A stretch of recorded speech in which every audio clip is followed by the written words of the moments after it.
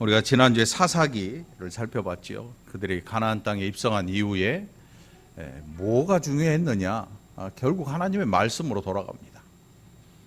아무리 훌륭한 사사가 나타나도 그 어떤 사사가 나타나도 그것은 영원한 일이 아니었고, 그 사사가 사는 날 동안 그들은 평안을 누렸고, 그 사사가 죽은 이후에는 또 반복적인 죄가 계속되고 이방 민족이 침입함으로 그들의 괴로움이 더해졌고, 또 울부짖을 때마다 하나님께서 그들을 도우셨습니다. 사사를 통해서 계속해서 반복되는 것이 사사시대의 일이었습니다. 사사라고 하는 게 원래 하는 일이 뭐냐면 재판하는 일입니다. 재판장입니다. 재판장.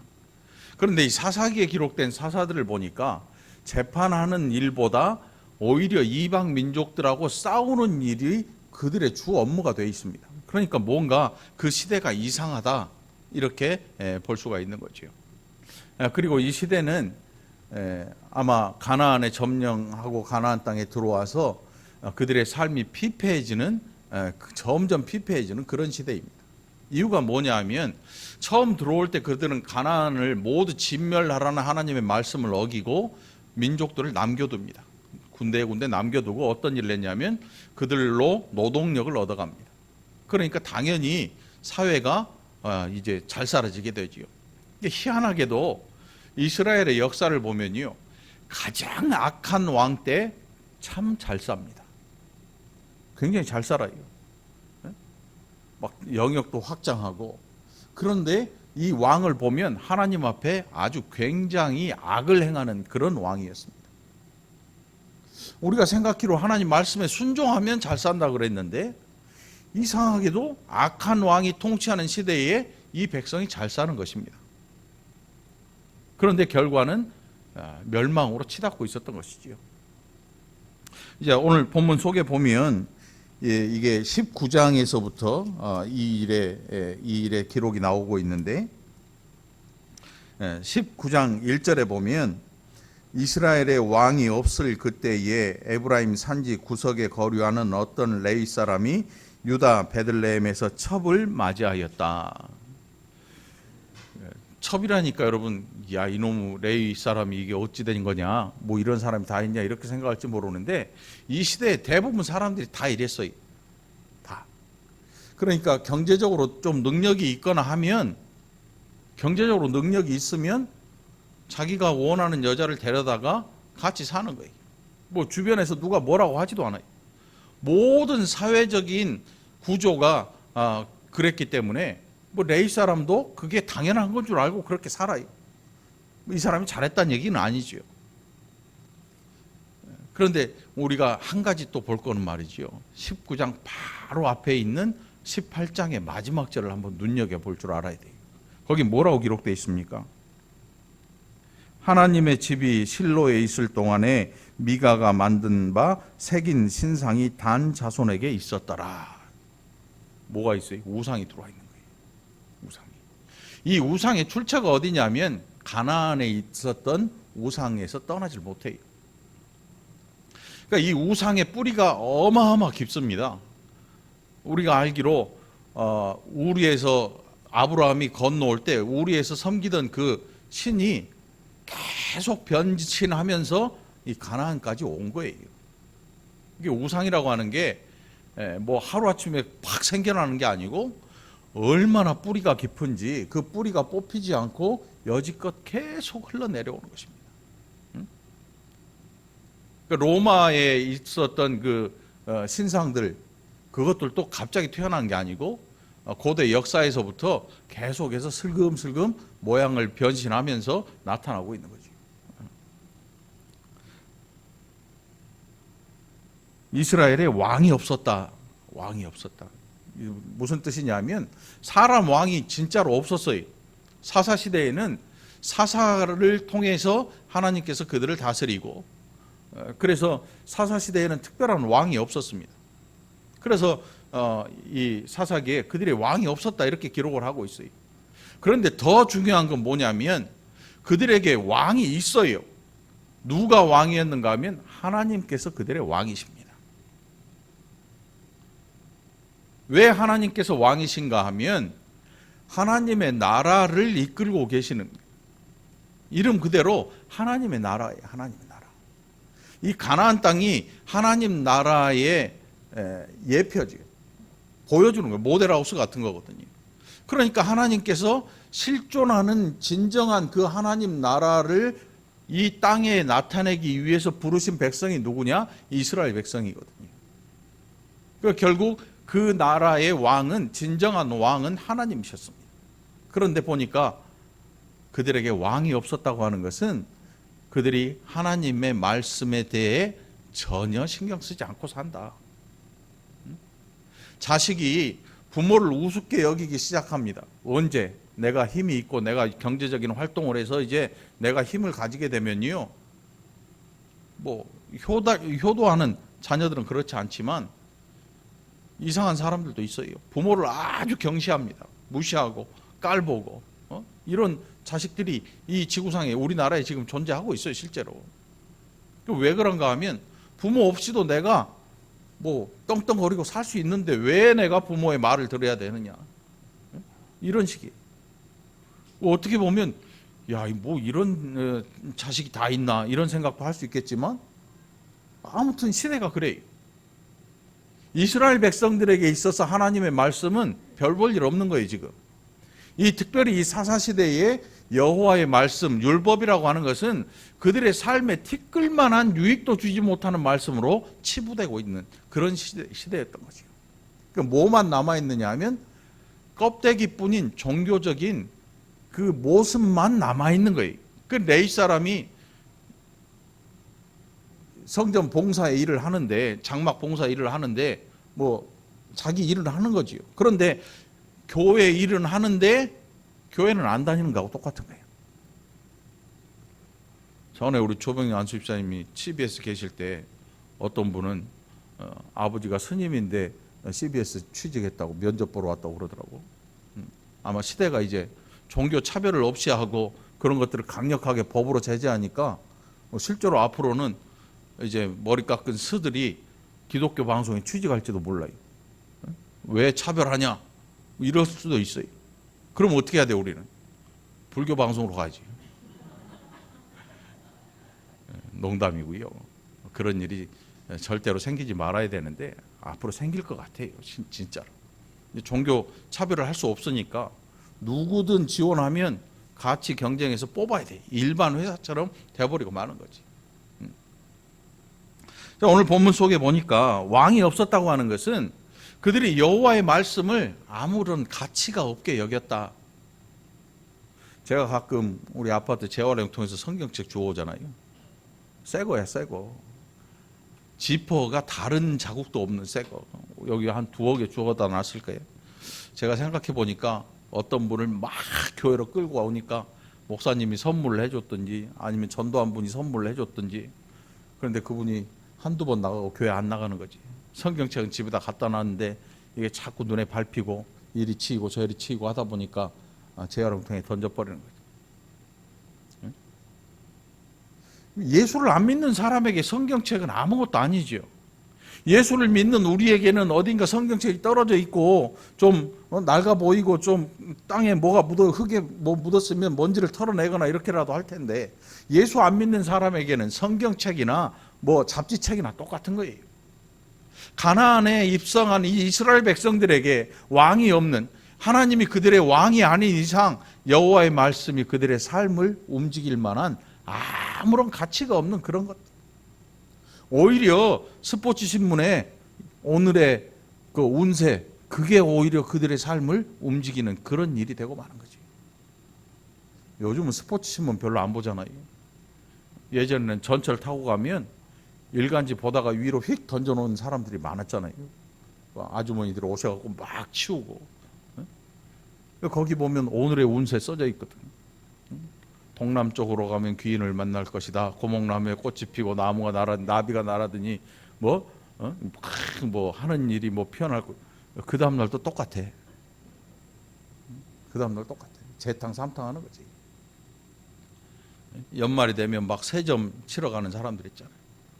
참새 밥 굶겨놓고 사이에 좁쌀 하나 꽂아놓으면 그거 먹으려고 참새가 그 점을 뽑아내거든. 펴보면 똑같은 소리지 뭐. 똑같은 소리. 하나님의 말씀이 그들에게 전혀 무가치할 때 그들의 삶을 움직일 만한 요소가 뭐냐 하면 그들 자신의 생각이야. 그래서 사사기 21장 제일 마지막 절 보면 말이지요, 그 시대를 단적으로 표현한 말씀이 딱 한 절이 기록되어 있습니다. 21장 25절에 보니까 그때에 이스라엘에 왕이 없으므로 사람이 각기 자기의 소견에 옳은 대로 행하였다. 이게 그 시대를 평가하는 성경의 이야기입니다. 왕이 없었어요. 그들에게 기준을 정해주고 나라의 법이 있고 그렇게 나라가 세워져야 되는데 그 나라에 왕이 없고 누군가 기준을 세워주지 않으니까 자기 소견에 옳은 대로 행했다. 그런데 진짜 왕이 없는 게 아니고 그들이 하나님을 버린 거죠. 하나님 말씀을 버린 거예요. 하나님의 말씀은 언제든지 그들에게 있었습니다. 그러나 그들이 하나님의 말씀에 대해 가치를 인정하지 않고 하나님의 존재에 대해 무시한 거지요. 무시한 거예요. 이게 그 시대의 특징이었습니다. 그러니까 정말 이 사사기를 읽다 보면요, 요즘 우리가 사는 시대인가 이런 생각이 들어요. 우리가 사는 시대. 저는 어떤 분들이 교회에 와서 정치 이야기를 막 하는 거 세상이 제일 싫어합니다. 그러니까 적어도 제 앞에서는 뭐 정치 성향이 같은 분이 있다면 따로 몰래 만나서 뭐 얘기를 하든지 어떤지 저는 그것에 대해 관여하지 않습니다. 그런데 교회 안에서 성도들이 다 모인 자리에서 그런 이야기를 하는 거 굉장히 안 좋습니다. 왜냐하면 우리는 예수로 하나 된 사람들이거든요. 정치적인 그런 것들을 자꾸 교회에 끌어들이니까 목회자가 정치에 입문하고 정치적 성향을 띠고 시대에 따라서 뭐 목회자가 그 위상이 높아지는 뭐 그런 일도 하고 뭐 별일을 다 하는데 하나님이 보시기에 그게 과연 좋은 일일까? 결단코 아닐 것 같아요. 그러니까 여러분들, 나는 1번 너는 2번 이런 걸로 싸우는 순간 교회는 절단나고 마는 것입니다. 네가 1번이든 내가 2번이든 네가 3번이든 4번이든 5번, 6번, 7번, 8번이든 그게 교회 안에서는 중요하지 않습니다. 교회 안에서는 뭐가 중요하냐? 예수 그리스도가 중요한 것입니다. 어떻게 우리가 예수 그리스도를 믿을 것인가? 어떻게 우리가 하나 될 것인가? 예수 그리스도 안에서 어떻게 이 세상에 하나님의 영광을 드러낼 것인가에 대한 문제가 우리에게 큰 숙제로 주어져야 됩니다. 매일 주어지는 것입니다. 나는 이 사람과의 만남에서 예수 그리스도를 어떻게 그에게 보여줄 것인가, 하나님의 은혜를 어떻게 나타내고 살 것인가에 대한 숙제가 날마다 우리에게 주어져야 되는데 현실과 이상이 다른 것입니다. 여러분 잘 들으셔야 돼요. 어떤 분들은 예수 믿는 이 일을 이상향으로 생각합니다. 굉장히 위험한 신앙이에요. 그리고 현실은 현실이라고 생각합니다. 그래서 내가 현실에서 이 어떤 대상을 뽑아놓으면 그 대상을 통해서 나에게 많은 유익한 것들이 돌아올 것이라 생각을 합니다. 물론 그럴 수도 있겠죠. 그런데 우리에게 있어서 그것은 별로 중요한 일이 아닙니다. 사사가 누구인지 왕이 누구인지 그게 중요한 게 아니고 우리에게 진정한 왕 하나님 예수 그리스도가 나의 진짜 왕인가, 그리고 내가 그분을 진짜 의지하고 살아가는가, 이것이 우리 모임 이 성령의 공동체의 공동의 이야기가 돼야 하는 것입니다.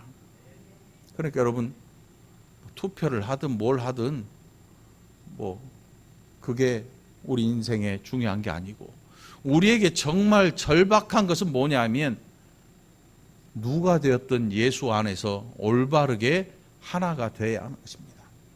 그렇지 않으면 교회가 계속 보이지 않는 균열이 가 있는 것입니다. 여러분 누군가에게 여러분이 갖고 있는 정치적 생각을 막 이야기하고 싶습니까? 그렇게 하지 마십시오. 오늘 이후로부터는 여러분이 받은 은혜를 이야기하기를 바랍니다. 여러분이 믿고 있는 예수 그리스도를 이야기하시기 바랍니다. 여러분이 어떻게 고난을 견뎌냈는가를 이야기할 수 있기를 바랍니다. 그 외에 정치적인 이야기, 소모적인 논쟁들 절대로 없게 되기를 간절히 축원합니다. 자, 이 레위 사람, 뭐 그 당시 사회가 그랬으니까 처벌 맞이한다는 건 별로 중요한 게 아닙니다. 뭐 누가 잘못했다, 뭐 이런 이야기가 들려오지도 않습니다. 다 그렇게 살았으니까. 그런데 이 두 사람 사이에 어떤 불화가 생겨난 것 같아요. 불화가 생겨난 것 같아요. 불화가 생겨나니까 여자가 집을 나가버렸습니다. 집을 나가가지고 뭐 노래방이나 뭐 이런데 나이트클럽 가갖고 놀았나 봐요. 행음했다. 뭐 술 먹고 논 정도가 아니죠. 행음이라고 하는 단어 여러분 아시잖아요. 다른 남자를 만나서 한 이틀을 즐긴 거예요. 그리고 나서 자기 친정으로 돌아갔어요. 이 레위 사람이 한 일주일 있다가 넉 달. 이 레위 사람이 한 넉 달을 지내다 보니까 도저히 안 될 것 같은 데리러 가요. 데리러 가서 또 며칠을 거기에 또 머물다가 그런 과정을 거쳐서 이제 가게 되는데, 율법에 보면 간음한 여인은 돌로 쳐서 죽입니다. 용서받을 아무 그 방법이 없어요. 돌로 쳐서. 그리고 예수님 당시에 간음한 여인을 너희 어떻게 할래? 길바닥에 세워놓고 그러니까 사람들이 돌을 다 집어들었잖아요. 예수님 그때 뭐라고 하셨어요? 너희 중에 죄 없는 자가 먼저 돌로 쳐라. 전부 슬그머니 돌 내려놓고 집으로 다 돌아갔지요. 앞으로 같은 죄를 범하지 말라고 여인을 보냅니다. 이게 용서받을 제사도 없어요. 뭔 죄를 지면 제사 이 법에 의해서 자기 죄를 속하러 제사장한테 나가야 되는데, 이 간음하는 죄는 그게 없어요. 죽어요. 죽음으로 그 죄를 갚아야 돼요. 자기 죽음으로, 자기의 생명으로 그 자기의 죄를 속해야 되는 죄. 무서운 죄죠. 그런데 아무렇지도 않아요. 집으로 돌아갑니다. 레위 사람은 또 쫓아가요. 데리러 가요. 그렇게 해서 돌아가는 도중에 일어난 사건이 오늘 우리가 봉독한 본문의 내용입니다. 보니까 여러분, 이 우리가 봉독한 본문 딱 보면 어디 생각납니까? 창세기에 보면 소돔과 고모라 생각나죠. 창세기 한번 읽어보세요. 아브라함 조카 롯이 살고 있던 거기에 두 딸이 있고 부인이 있었는데, 천사가 그들을 데리러 갔는데 밖에서 불량자들이 와가지고 천사들 내놓으라 그래요. 왜? 우리가 상관하겠다. 무슨 뜻이냐면 그 당시에 동성애가 존재했던 거예요. 남자들, 불량배들 남자들이 와서 여자를 내놓으라는 게 아니고 남자를 내놓으라는 거지. 소돔과 고모라가 어떻게 멸망합니까? 하나님의 진노로 유황이 뒤집어 엎어지면서 모든 도시가 완전히 전멸하는 사건이 벌어집니다. 그런데 거의 흡사한 사건이 지금 여기서 일어나고 있는 거예요. 이 가나안 땅, 이 땅이 어떤 땅이냐 하면 하나님께서 그들에게 약속의 땅으로 주신 땅인데 바로 그 땅에서 이런 범죄가 일어나고 있는 겁니다, 여러분. 밤에 불량자들이 와가지고 노인이 그 집주인인데 그 집주인한테 아까 들어온 그 사람 내놔라. 우리가 관계하리라. 똑같은 말이에요. 요즘은 뭐 동성애 뭐 성차별 없이 한다. 뭐 동성애 뭐 비판하지 말아라. 뭐 인정해 주라. 혼인 신고도 해라. 뭐도 해라. 다 하는데 우리나라는 아직 되지 않고 있죠. 근데 이게 얼마 남지 않을 것 같아요. 영국에서는 남자끼리 결혼하고 뭐 신부가 줄에도 서주고 뭐 별일을 다 하는데, 이런 일련의 현상을 보면 이 인류의 역사가 얼마 남지 않았다는 생각이 머릿속에 계속 들 수밖에 없는 거죠. 자, 그 당시에 이런 범죄가 저질러졌습니다. 남자를 내놓으라는 거예요. 남자들이 와서 우리가 그와 성적인 관계를 할 테니까 내놔라. 그걸로 끝나는 게 아니고 죽여버리는 거죠. 레위인의 첩을 데리고 가서 밤새 능욕했다. 입에 담기도 힘든 이야기를 성경은 하고 있습니다. 봐라, 너희 인간들 하나님 없이 사는 인생들의 죄악이 어디까지 뻗쳐나가는지 인생들을 한번 살펴봐라. 우리가 하나님의 말씀을 대하는 가장 위험한 건 뭐냐 하면 내가 좋아하는 성경 구절을 달달달 외우면서 그걸 하나만 가지고 하나님의 은혜를 나는 이 성경 구절이 올해 나의 우리도 표가 있긴 한데 그러려고 표가 만든 거 아닙니다. 막 성경 구절을 막 10대줄 막 20, 30개, 40개 막 달달달달 외면서 말이지요. 마치 그게 외우기만 해도 하나님께서 뭘 주실 것처럼 그렇게 생각을 하고 사는데 아닙니다. 보려면 인생들의 죄악이 어디까지 땅 밑으로 꺼져 내려가는지 그거를 적나라하게 우리가 봐야 하는 것입니다. 성경은 그런 것들에 대해서 아주 적나라하게 기록하고 있습니다. 우리가 알고 있는 다윗이라고 하는 왕이 있잖아요. 그거 얼마나 하나님의 마음에 합한 사람입니까? 그런데 그 인생 가운데 죄악이 있습니다. 자기 정말 충성된 부하를 억울하게 저 적진 성 밑으로 보내서 죽게 한 사람이 누구 때문에? 우리아라고 하는 그 사람의 부인 밧세바를 취하기 위해서. 밧세바가 임신한 사실을 알고 남편을 그렇게 어이없이 죽여버려요. 충성된 사람이었습니다. 전장에서 돌아온 중에도 집에 가라니까 안 가요. 자기가 이 임신시켜놓은 밧세바 그거를 대충 어물리려고 집에 돌아가니까 안 가고 왕궁 앞에 천막 쳐놓고 병사들하고 같이 자는 그런 사람을 죽여버립니다. 하나님께서 진노하셨지요. 다른 사람 같으면 너는 율법에 의해서 죽어 마땅하지만 내가 너를 용서한다. 그런데 너의 죄에 대한 책임은 네가 져라. 백주대낮에 다윗의 후궁들이 그 다윗의 아들 가운데 한 사람이 반란을 일으켜서 다윗 그러니까 자기 엄마 뻘이지요. 다윗의 후궁들이니까 후궁들을 백주대낮에 벌판에 천막을 쳐놓고 다 범합니다. 다윗이 뼈저리겠지요. 죄의 결론이란 게 이렇게 무서운 거구나. 사람의 죄라는 게 이렇게 무서운 거구나. 우리가 성경을 볼 때 이런 거를 다 지나쳐버리고 내게 은혜 주시는 자 안에서 내가 모든 것을 할 수 있느니라. 여호와의 주는 주의 일을 수년 내에 부응시키옵소서. 뭐 앞뒤도 없이 그냥 내가 마음에 드는 것만 똑 따가지고 그냥 그것만 암송하고 다니는 그게 좋은 게 아니라는 거지요. 여러분 이 한 해 이제 벌써 한 달이 지나버렸어요. 한 달도 더 지나갔네요. 하나님의 말씀을 올바로 대할 수 있기를 축원합니다. 여러분에게 하나님이 진정한 왕 되시기를 간절히 축원합니다. 누가 우리에게 행복이나 또 경제적인 이런 것들을 가져다 줄 것인가에 대한 기대치를 아예 버리십시오. 물론 개인적으로 뭐 좋아서 투표하지 뭐 하는 거 그거 뭐라고 하는 게 아닙니다. 정치적인 생각은 다 다르니까. 그런데 그것을 교회로 끌고 와서 그것이 마치 하나님의 뜻인 것처럼 절대 이야기하지 말라는 것입니다. 하나님의 뜻은요 사람 왕에게 있는 게 아닙니다. 예수 그리스도를 통해서 이 땅에 보내고자 하시는 하나님의 은혜는 이 세상 권세 잡은 사람들과 전혀 무관합니다. 오히려 거지 나사로를 들어서 하나님의 나라를 설명하십니다. 하나님 나라를 그렇게 설명하고 계세요.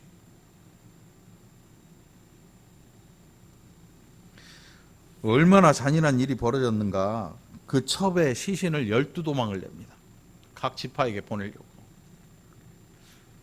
생각만 해도 끔찍하지요. 이 공포 영화나 이런 데서 나오는 그런 장면인데 성경에 이런 내용이 담겨 있습니다. 자기가 사랑했던 그 애첩이라고 그래요. 애첩. 시신을 12도막으로 찍어가지고 칼로 찍었다. 생각만 해도 끔찍한 사건 아닙니까? 그 각 지파에게 보내고 이 일로 인해서 그 베냐민 지파의 땅이었거든요. 이 사람들이 베냐민 지파였어요. 한 지파가 거의 멸족하기까지 공격을 해야 됩니다. 나머지 지파들이 야 베냐민 지파 저거 없애버리자. 이 못된 것들 아주. 그런데 자기들도 똑같이 살았거든요. 자기들도 똑같이 살고 있었어요. 오죽하면 레위 사람이 이런 범죄를 저지르고 그것이 마치 정당한 것처럼 자기 그 첩의 시신을 12조각 내가지고 지파에게 보내고 그것 때문에 부르르 떨면서 하는 말이 야 우리가 애굽에서 나올 때부터 지금 살아있는 이때까지 이런 일이 없었다. 좀 생각해보자. 생각해보자. 그리고 나서 결정한 게 베냐민 지파한테 그 시대의 모든 죄를 덮어 씌우는 거죠. 너는 왜 그따위로 사냐? 니네 지파는 왜 그 모양이냐?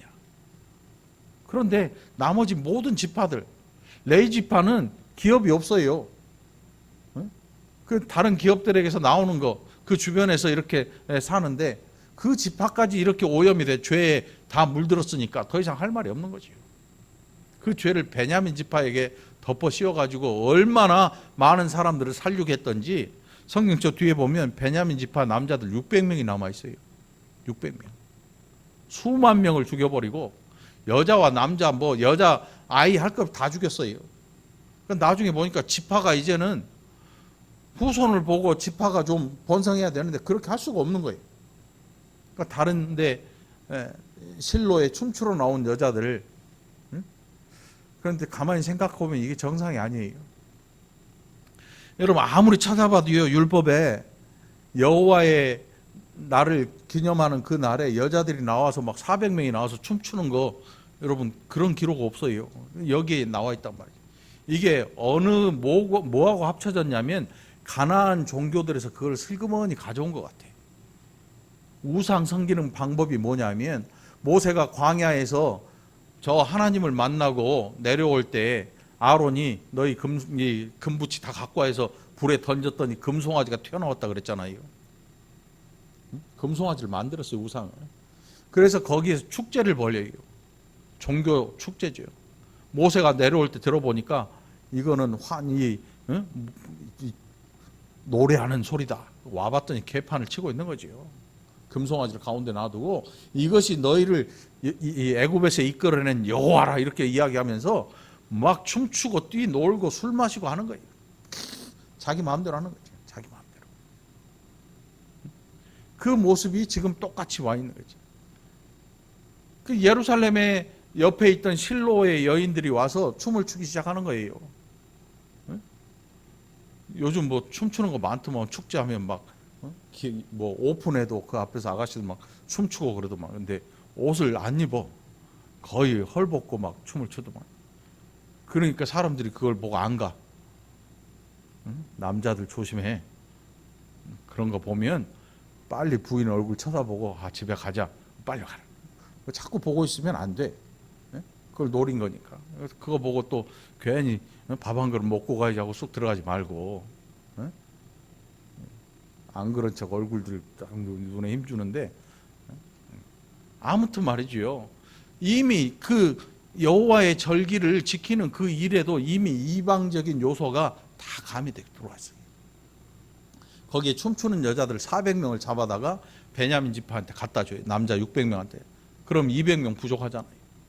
아직도 부족한 거예요. 그럼 다른 데서 또 데리고 와야지. 이 엄청난 죄악. 한 여인의 죽음으로 말미암아 한 지파가 멸절되는 위기까지 갑니다. 이게 무서운 거예요, 여러분. 내가 내 죄악을 알고 있어요. 그런데 다른 사람의 죄악이 온 천하에 탁 드러나면 어떤 일이 벌어지냐면 나는 의롭고 너는 악하다로 가요. 11지파가 그렇게 한 거예요. 그래서 이 지파를 아예 멸절시켜 버리려고 작정을 했는데 나중에 이제 생각해 보니까 그게 아닌 것 같거든. 이게 한 지파 한 지파라고 하는 게 그냥 지파가 아니고 언약이 있는 지파들이에요. 이 지파들이 언약들을 가진 지파들이거든요. 그래서 안 될 것 같으니까 살려놓는 거죠. 근데 이 베냐민 지파가 아주 쇠약해집니다. 정말 쇠약해져요. 오늘 우리가 살아가는 이 시대는 우리의 소견대로 살아가는 시대가 틀림없어요. 앞으로 가면 갈수록 더 할 것 같아요. 가면 갈수록 더해요. 내가 좋으면 아무리 악해 보여도 그건 옳은 거예요. 많은 사람이 옳다, 이 악한 길로 가고 있는데 어느 누구도 그것을 악하다고 말하지 않고 즐기고 좋아하면 그 길은 좋은 길로 가는 거죠. 좋은 길이라고 생각해 버리는 거죠. 응? 그나마 우리나라는 아직도 이런 것들이 좀 남아 있어요. 응? 사회적인 이 분위기가 아직도 좀 남아 있어요. 악한 자에 대해서는 악하다라고 말할 수 있는 사람들이 남아 있어요. 그 역할을 누가 해야 되냐면 교회가 해야 되거든요. 교회가 악한 일에 대하여 악하다라고 말을 해야 돼요. 동성애법 이제 통과되면 어떡할 거냐. 교회에 신혼부부가 왔는데 남자 둘이 왔네. 누가 부인이에요? 남자가 나오는 거지. 제가 부인이에요. 남편이세요? 등록을 받아야 돼, 말아야 돼? 등록해줘, 말아. 이런 일이 없을 것 같아? 머지않아 생겨요. 머지않아 생겨. 아니, 아들이 나가서 결혼한다고 누구를 데리고 왔는데 남자를 데리고 온 거야. 엄마, 나 얘랑 결혼할 건데. 이런 일이 없을 것 같아요, 여러분? 이거 그냥 내일 아니니까 하는 그런 얘기가 아니에요. 이거는 사회적으로 멸종의 시작이에요. 멸종의 시작. 인류 멸망의 시작이에요. 이미 아주 오래전부터 이 일이 있어 왔어요. 그런데 이 일이 이제 합법화되는 거야. 법으로 정해놓으니까 어느 누구도 말 못해. 남자와 남자는 아이를 못 가져요. 지금 남자와 여자가 결혼해도 인구가 단절돼요. 우리나라만 그런 게 아니에요. 전 세계가 다 그래요. 전 세계가 다 그래요. 뭐 먹고 살기 힘들어서, 뭐 가르치는 거 힘들어서, 말은 그렇게 하지만 자기들도 모르는 이야기가 있어요. 쥐도, 짐승들이요, 자동으로 인구 조절을 해요. 자기들의 개체수를. 너무 많으면 다 빠져 죽어요. 바다로 막 튀어 올라오든지. 그래서 자기들의 개체수를 자기들이 조절을 해요. 하고 싶어 하는 게 아니거든. 이 인류의 하나님의 심판의 때가 머지 않았다는 사실을 우리 스스로 나타내고 살아가고 있는데 그것을 알지 못할 뿐이지요. 그걸 알지 못하는 거야. 인구가 단절돼요. 암소가 암소를 좋아하고 숫소가 숫소를 좋아해. 어느 주인이 그걸 좋아할까요, 여러분? 다 도살장 보내서 처리해버리지요. 다 도살장 보내죠. 이 인류가 지금 그 앞에 놓여 있는 거예요. 전 세계가 이걸 합법화시키는 순간 이제 끝장나는 거지요. 끝장나는 거지요. 교회에서 목회자가 더 이상 동성애를 악이라고 말도 못해요. 말했다가는 이제 진짜로 재판대에 서게 되죠. 재판장 앞에 서게 되죠. 더 심한 경우는 동성애자 목사 부부가 탄생할지도 몰라요. 신학교에서 그들을 거부할 수 있는 그런 권한도 없어지는 거죠. 응? 사모님이 남자야. 생각을 해봐. 여전도에 남자가 들어가 있어. 응? 상상을 초월하는 일이 발생해요, 여러분. 이런 일이 안 벌어진다는 그런 생각을 하면 안 돼요. 머지 않았어요. 10년, 20년 내로 우리나라도 그렇게 바뀔지 몰라. 응? 여전도에 모이세요. 그럼 남자가 절반이야. 상상할 수 없는 일이 실제로 벌어질 거라니까. 끔찍한 일이죠. 그런데 그걸 끔찍하게 생각 안 하고 인류애라는 그런 걸로 이걸 덮어요. 악한 자들의 계획, 하나님을 대적하는 악한 권세들은 언제나 사람들에게 달콤한 걸 보여줍니다. 그래서 사람들이 그 달콤함에 빠지면요, 이게 죄라고 생각하지 않고 이걸 인류애나 아니면 휴머니즘이라고 덮어버리고 그걸 끌고 가는 거죠. 오히려 하나님의 일에 대해서 반인륜적 뭐 이렇게 이야기를 해버리는 거죠. 우리는 어떻게 해야 될까? 오늘 우리에게 진짜 필요한 것은 하나님이 나의 진정한 왕이 되는 것입니다. 정치하는 사람이 나의 중심이 돼서는 안 돼요. 누군가 막 뭐 말 잘하는 언변 좋은 그런 사람들이 나의 중심에 있으면 안 돼요. 이제 그런 것들, 그런 사람들 다 쫓아내시기 바랍니다. 예수 그리스도가 나의 심령의 한 복판에 계셔서 내가 그 말씀의 가치를 인정하고 하나님의 존재를 인정하고 하나님의 능력을 인정하고 그렇게 다시 시작해야 되는 것입니다. 그렇지 않으면 교회도 머지않아 끝장나고 말 것입니다. 교회가 사람이 많아져서 좋은 게 아니에요. 많아질수록 잡음이 많아. 많아질수록 악한 생각들을 하는 사람들이 점점 늘어나. 그런 사람들이 교회에 막 늘어나면 어떤 일이 생기냐면 교회가 세속화돼 버려요. 마치 중세 기독교처럼 교회가 세속화돼요. 이거 이렇게 하면 뭐 얼마나 좋아요. 이게 은혜 아닙니까? 부정한 일에 자꾸 교회가 관여를 하고 이런 뭐 사회적인 힘을 갖기 위해서 자꾸 어떤 일들을 자꾸 해대면 교회가 세속화되고 무능해지는 것입니다. 그거는 세상을 향해서 큰 힘을 갖고 있다고 생각하겠지만 하나님 앞에서 그보다 죄인이 없어요. 그보다 무능한 일이 없어요. 오늘 여러분 깨어 기도하게 되기를 간절히 축원합니다. 그래서 하나님의 교회가 정말 하나님 말씀으로 올바로 서게 되기를 위해서 기도하시기 바랍니다. 많은 사람이 있기를 위해서 기도하지 말고 믿음의 성도 한 사람 한 사람을 위해서 기도하시기 바랍니다. 그리고 여러분 자신이 그 사람이 되기 위해서 포기할 줄 아는 저와 여러분이 되기를 그리스도의 이름으로 간절히 축원합니다. 기도합시다. 하나님 아버지 감사합니다. 오래되었던 이 죄가 아직 이 시대에도 남아있고 이 시대를 지배하려 합니다. 왕이 없던 그 시대에 또 이 시대에도 왕이 없습니다.